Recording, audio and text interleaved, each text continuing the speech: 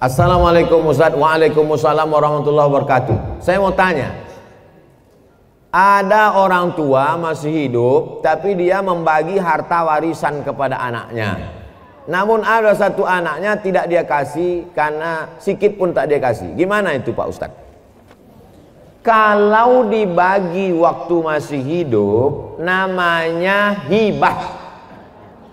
Kalau dibagi masih hidup tapi diserahkan sesudah mati namanya wasiat. Wasiat tak boleh lebih dari total sepertiga harta.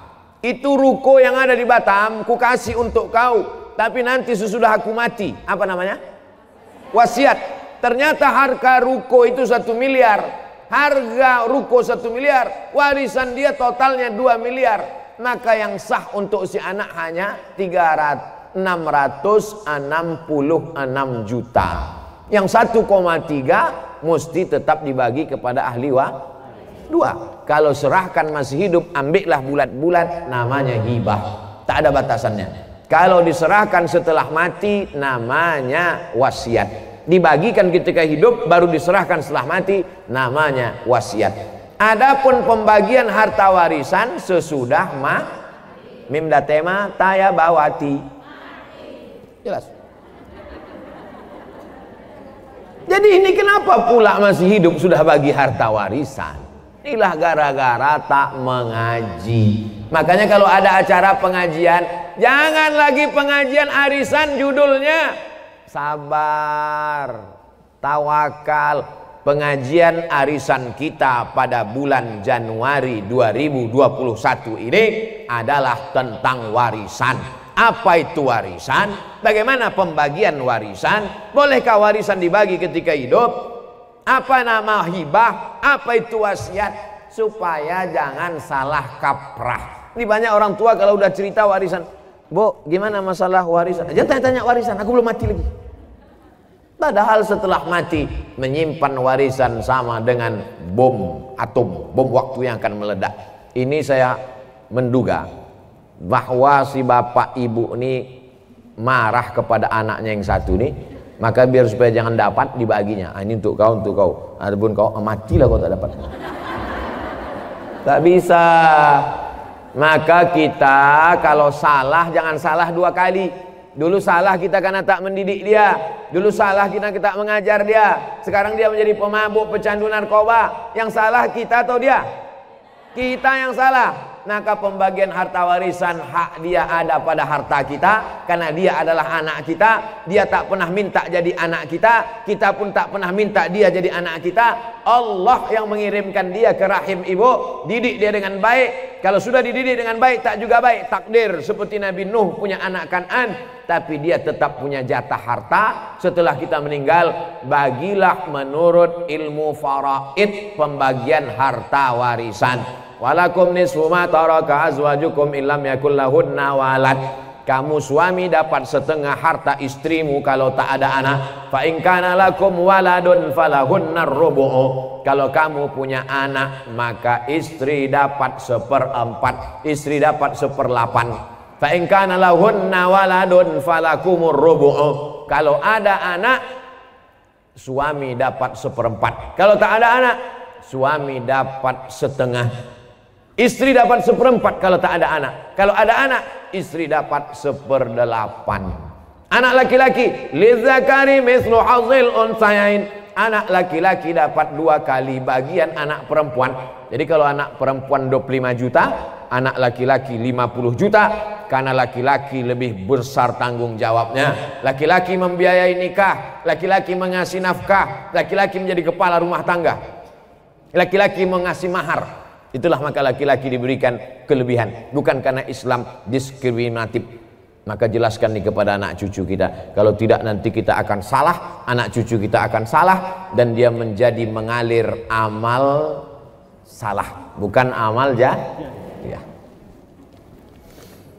Apakah kalau lagi haid boleh baca Quran melalui aplikasi di handphone?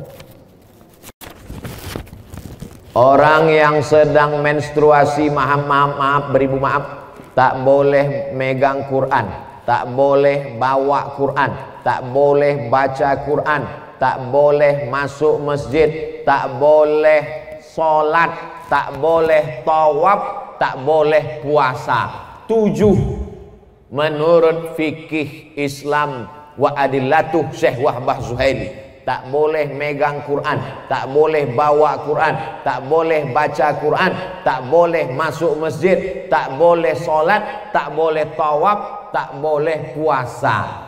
Itu mazhab yang saya pakai.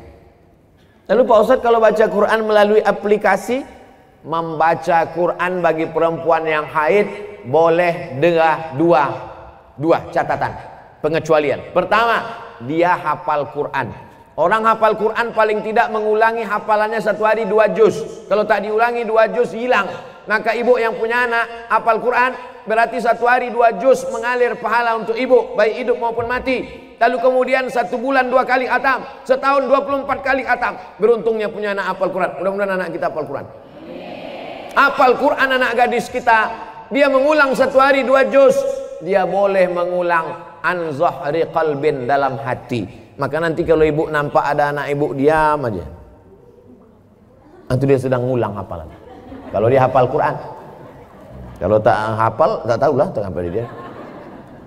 Yang kedua, guru boleh membaca walaupun sedang haid, tapi ayatnya potong-potong. Guru tahfiz di pesantren. Anak-anak baca ya, innallaha la yastahyi ayyat riba, potong-potong, dibacanya pangkal. Silakan baca innallaha la yastahyi ayyat masalam ma ba'udatan faham. Tak boleh dia baca normal macam orang yang sedang dalam keadaan suci, karena Quran itu suci sedangkan dia dalam keadaan haid, dalam keadaan kotor secara spiritual, bukan secara zohir. Karena perempuan itu tetap bersih tapi tidak suci.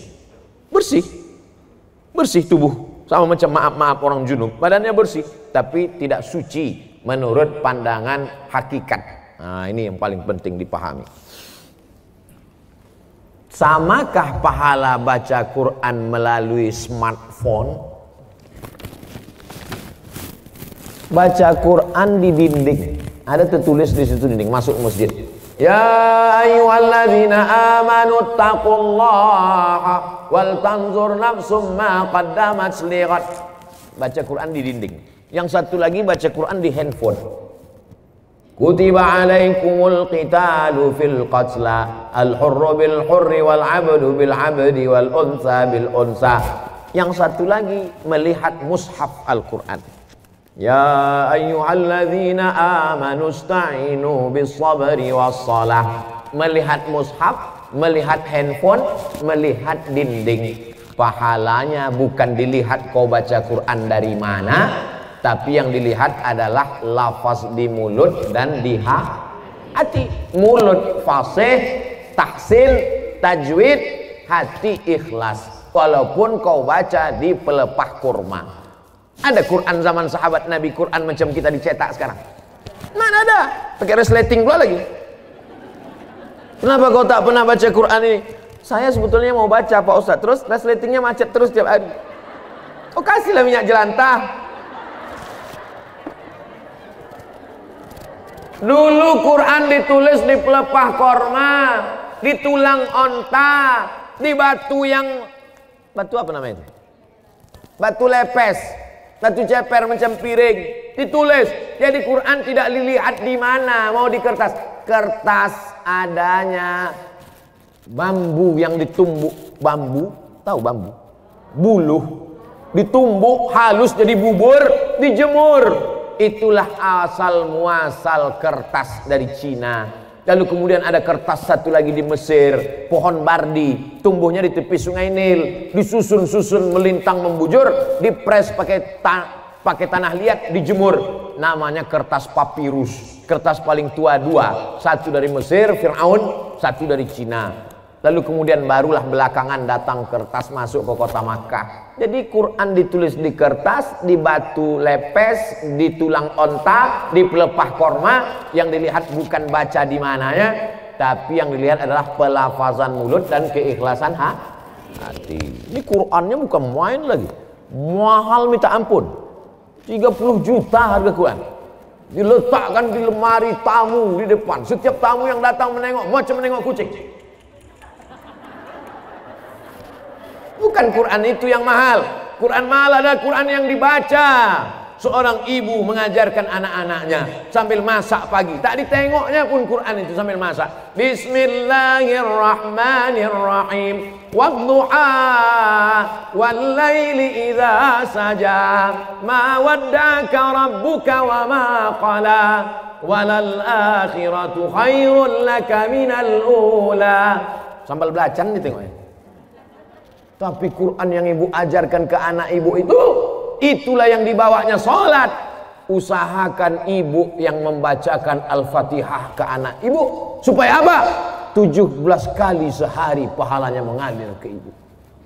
Ibu yang membacakan Fatihah ke dia. Yang belum membacakan, balik dari sini nanti, bacakan. Yang balik sekarang, nanti habis acaranya. Nak, baca Fatihah nak. Bismillahirrahmanirrahim. Itu hanya kurang halus sedikit. Bismillahirrahmanirrahim. Alhamdulillahi rabbil alamin. Rohnya kurang tebal sedikit. Luruskan bacaannya. Kapan kelingking ibu masuk ke celah kakinya saat mengajarkan dia berwudu, masuk air ke celah kaki? Kapan ujung jari ibu masuk ke celah telinganya saat mengajarkan berwudu? Kapan mulut ibu mengajarkan? Kapan tapak tangan ibu memegang pundaknya? Rata pundakmu nak. Jangan kepala kau macam menengok kuda jantan menengok kuda betina. Jangan kepala kau ni menunduk macam menengok rumput. Rata nak. Kelak kita semua inilah yang akan dia kenang. Al-madrasatul ula. Ibu adalah sekolahnya yang pertama. Alhamdulillah ibu amalkan. Pahalanya mengalir ke ibu, mengalir pula ke saya. Tapi pahala ibu tak berkurang. Ibu tetap dapat 100, saya 120.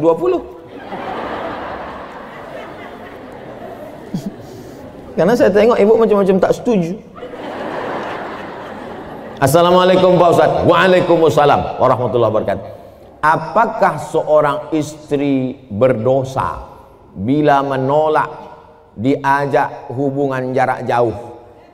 Karena semenjak pandemi kita tak bisa berkumpul. Macam mana hubungan jarak jauh?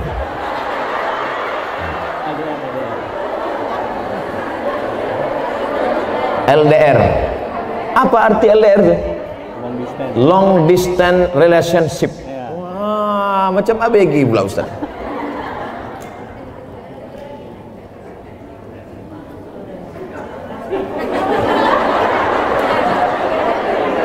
Wa'ashiruhun nabil ma'ruf. Dulu waktu akad nikah, suami ibu disuruh Pak Kua membaca ayat. Baca ini, wa'ashiruhun nabil ma'ruf. Berhubungan baiklah kamu dengan dia dengan cara ma'ruf. Ma'ruf diambil dari kata urf.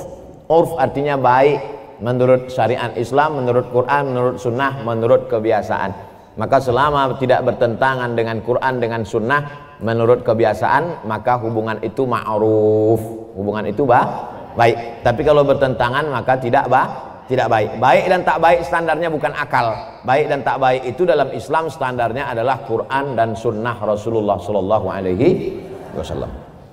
Saya mau tanya apa hukumnya menikah dengan wali tapi bukan dari ayah, abang atau adik laki-laki? Lalu dengan apa kau nikah? La nikaha, tidak sah nikah illa biwaliin, kecuali dengan wali. Wali itu siapa? Ayah, tak ada ayah. Datuk, tak ada datuk. Abang, tak ada abang. Adik laki-laki, tak ada adik laki-laki. Abang ayah laki-laki, tak ada abang ayah laki-laki. Adik ayah laki-laki, tak ada adik ayah laki-laki. Saudara punya abang ayah tu punya anak laki-laki. Sampai begitu. Perwalian itu ada orang. Tapi insya Allah yang 6 itu adalah, kecuali dia disapu angin puting beliung hilang semua. Andai dia anak yang ditemukan dalam kardus, namanya binti kardus, tak ada walinya, macam mana? Fasultanu waliyun man la waliyalaha. Maka sultan menjadi wali bagi orang yang tak punya wali. Siapalah wali orang perempuan di Batam kalau tak ada walinya? Sultan Kerajaan Riau Lingga. Sultan Kerajaan Riau Lingga sudah menyerahkan kekuasaan kepada Presiden Soekarno. Lalu Presiden Soekarno membuat satu departemen untuk agama, namanya Kementerian Agama. Maka Kementerian Agama lah yang menerima Sultan. Lalu Menteri Agama tak sanggup turun ke Kemenak Kanwil Provinsi, Kemenak Kanwil Provinsi turun ke kota, kota turun ke kecamatan. Itulah maka kepala kantor urusan agama tak ada perempuan. Ada kepala KUA perempuan. Kenapa? Karena KUA akan menjadi wali bagi perempuan yang tak punya. Nah, ini ke depan nanti bisa jadi kepala KUA perempuan. Dia tak ngerti sejarahnya. Karena KUA akan menjadi wali bagi perempuan yang tak punya wali. Fasultanu waliyun man la waliyalaha. Memang satu sisi Pak KUA itu sebagai pegawai pencatat pernikahan, tapi ada dalam beberapa kasus dia bisa nanti menjadi wali pada saat perempuan itu tidak ada wali. Kalau sudah terjadi macam mana Pak Ustadz? Diulang akad nikah. Balik anak gadis kita membawa lakinya, hilang seminggu, pulang-pulang berbadan 2. Balik dia ke rumah, mak ini lakiku katanya. Kapan kau nikah? Aku pergi nikah kemarin. Wali kau siapa? Udah ku beli wali katanya. Enak aja sekarang, lu tak belajar, jahil. Jangan karena takut kepada orang, diulang akad nikahnya balik, cari walinya yang 6 tadi, lalu diulang. Aku nikahkan engkau dengan anakku dengan mahar, aku nikahkan kau dengan cucuku dengan mahar, ku nikahkan kau dengan adikku, ku nikahkan dengan keponakanku dengan mahar sebentuk cincin emas tunai. Sah. Diulang balik. Lalu perbuatan dia dari mulai dia nikah tak jelas ke nikah yang jelas ini zina. Nauzubillah. Selamatkanlah anak-anak gadis kami ya Allah. Assalamualaikum Ustaz. Waalaikumsalam warahmatullahi wabarakatuh. Apa mazhab itu Pak Ustaz? Mazhab diambil dari kata zahabah. Zahabah artinya jalan. Mazhab adalah jalan. Kalau orang mau pergi ke Batam, ada jalannya naik pesawat. Kemarin saya naik pesawat, pesawatnya perempuan, Citylink.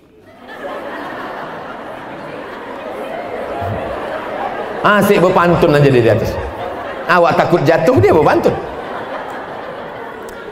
Ada pula yang datang ke Batam nih naik kapal, bukan Titanic, kapal jelati. Nah, macam-macam. Jadi mazhab adalah jalan untuk sampai kepada tujuan.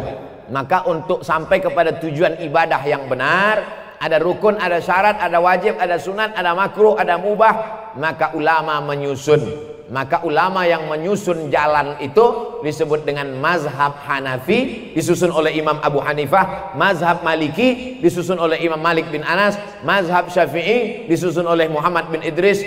Mazhab Hambali disusun oleh Imam Ahmad bin Hambal. Saya menempuh jalan yang dibuat oleh Imam Syafi'i. Kenapa Ustaz pakai mazhab Syafi'i? Dulu di pesantren pakai mazhab Syafi'i. Pergi ke Mesir, di Mesir kalau kita sekolah Bu, dibuat itu nama Abdul Somad, jinsiyah, nationality, dari negara mana? Indonesia. Mazhabnya apa? Buat mazhab Syafi'i.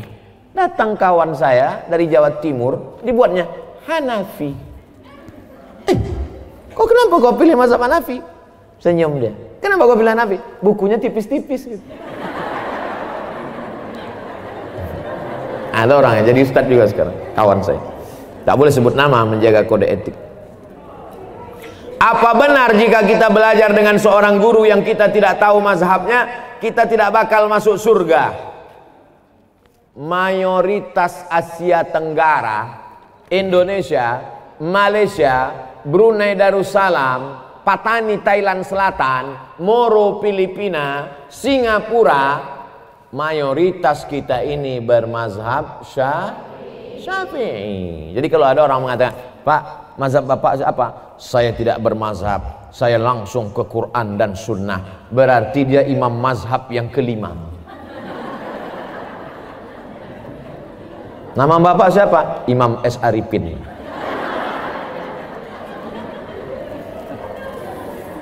Bermazhab sebetulnya dia. Mana ada orang tak bermazhab di dunia ini?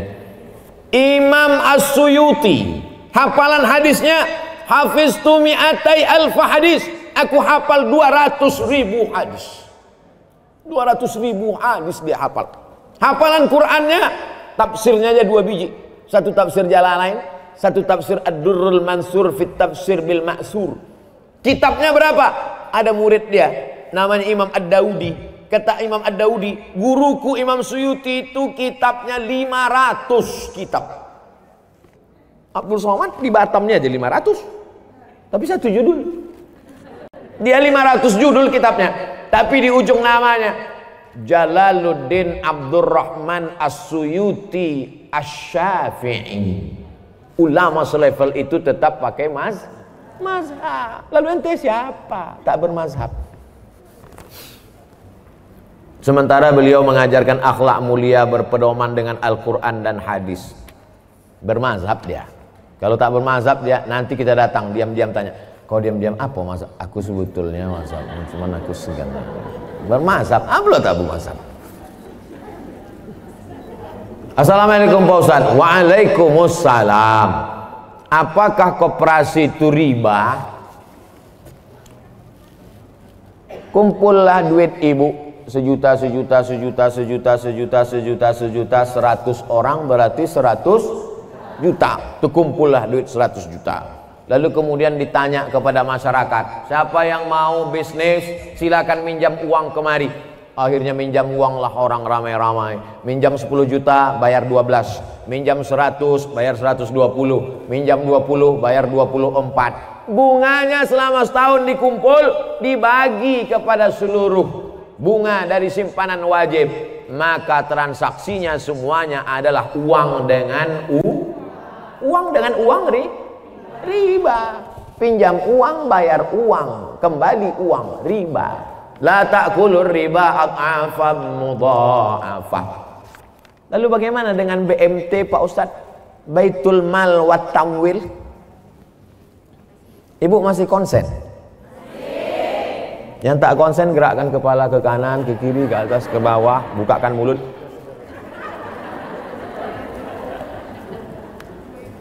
Ini koperasi.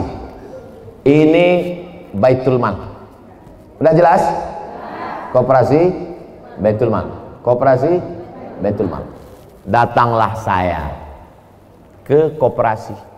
Assalamualaikum koperasi. Selamat siang. Koperasi. Bisa aku minjam duit koperasi? Berapa Pak? 200 juta mau beli mobil. Bisa? Bayarnya nanti 250. Berarti akadnya uang dengan uang. Uang dengan uang riba. Dah selesai. Ini koperasi. Sekarang datang saya ke Baitul Mal wat Tamwil yang syariah, koperasi syariah. Assalamualaikum kop syariah. Waalaikumsalam. Ustadz Somad, boleh foto gak? Boleh, ada habis tuh.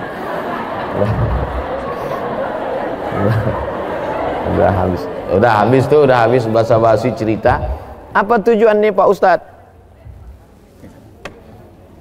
Apa tujuan Pak Ustadz? Saya mau beli mobil. Berapa harganya Pak Ustadz? 200 juta. Bisa tak minjam duit? Mohon maaf Pak Ustadz, minjam duit tak bisa. Walaupun kita udah foto, tak bisa duit. Jadi macam mana? Datanglah Baitul Mal wal Tamwil. Di mana mobilnya Pak Ustadz? Mobilnya ada di dekat Masjid Agung. Pergilah orang BMT ini membeli mobil itu. Dibelinya lah mobil itu secara cash. Setelah dibelinya mobil itu secara cash, dijualnya kepada saya secara cicil. Maka akad saya dengan BMT uang dengan mobil, uang dengan uang riba, uang dengan barang. Bisa buka handphonenya semua? Silakan buka. Setelah buka handphone, buka Google. Sudah? Setelah buka Google, tulis di situ SOMADMOROCCO. Sudah? Saya ulang sekali lagi. Sudah buka Google? SOMADMOROCCO.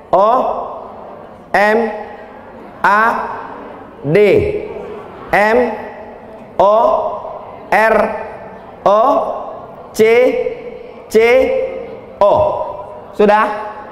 Spasi. Sudah spasi? Kredit. KREDIT. Kredit. Enter. Sudah? Langsung posting yang paling atas, Somad Maroko Blogspot Kredit, langsung postingkan ke Facebook. Share ke kawan-kawan. Sudah? Tak tahu cara men-share? Nah, sekarang ku ajari.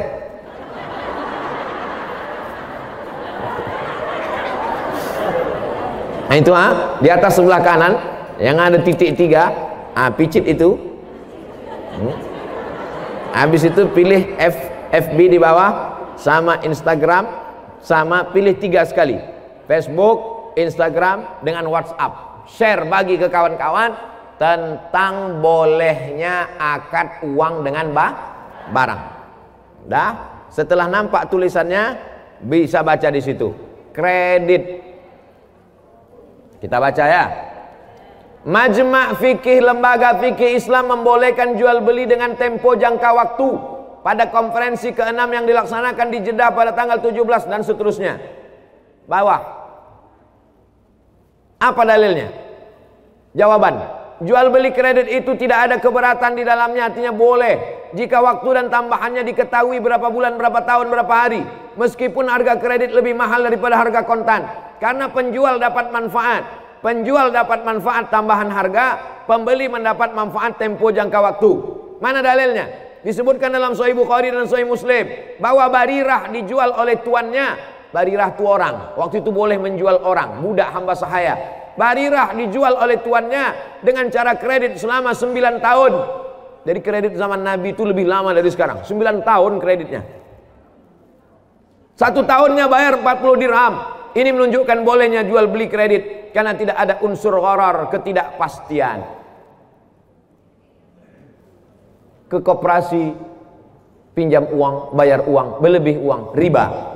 Ke Baitul Mal wa Tanwil, kita transaksinya adalah antara uang dengan barang. Jelas? Jelas semua. Tak ada yang tak jelas. Wallahu a'lam bishawab.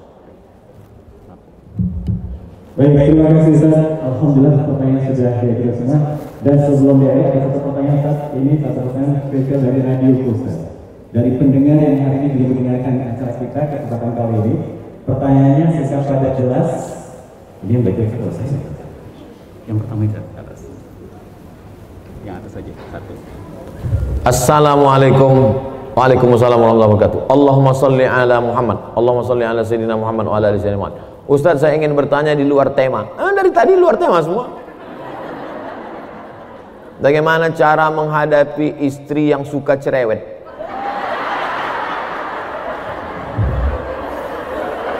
Jadi ibu dengarkan baik-baik ya. Saya jumpa dengan Habib Ali Ba'agil. Kata Habib nih cerita, ada di Yaman itu sumur tua. Jadi di sumur ini ada jin. Di dalam sumur ini ada jin. Suatu hari menimba airlah ibu-ibu. Menimba air, rupanya timba ini terlalu berat. Ibu ini pula orangnya slim. Akhirnya tertarik timba itu, jatuh dia ke dalam. Masuk dia ke dalam sumur itu. Lalu kemudian datanglah suaminya mencari. Dicari-carinya, ditengoknya, ada tanda-tanda kalau bininya masuk ke dalam sumur. Akhirnya diulurkannya tali. Diulurkannya tali timba, ditariknya. Maksudnya mau menyelamatkan istrinya tadi. Naik jin. naik jin itu ke atas. Akulah penghuni sumur ini. Ditanya sama suami tadi, kenapa kau naik? Aku tak tahan direpeti bini kau di dalamnya. Kau kok tahan kali? Aku baru 2 menit udah pokak telingaku dalamnya. Jadi rupanya jin-jin itu pun tak tahan juga. Itu sanadnya dari Habib Ali Ba'agil. Dia cerita ke saya tak tahu udah cerita itu dari mana. Kalau mau tahu tanyalah ke dia. Jadi kalau ada perempuan-perempuan ini merepet, repetnya itu ada 2, repet positif dan repet negatif. Jadi kalau ibu-ibu masih merepet, kenapa abang pulang terlambat, abang pulang pergi sama siapa, jalan sama siapa, itu positif apa negatif? Dia mau menyelamatkan bapak supaya jangan habis waktu nongkrong di kedai kopi. Dia mau menyelamatkan supaya duit tak habis sama kawan-kawan sehingga tak bisa membayar anak sekolah. Dia ingin supaya bapak mendirepetnya, abang kenapa tak sembahyang, nanti abang kalau tak sembahyang ku campakkan ke sungai. Takkan sampai hatinya. Dia baik. Kedua, dia merepet itu ada sebabnya. Betul?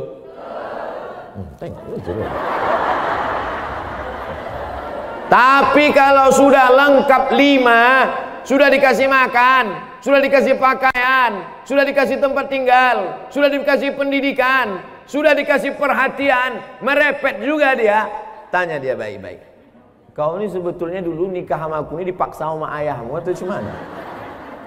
Jadi repetnya itu ada positif, ada negatif.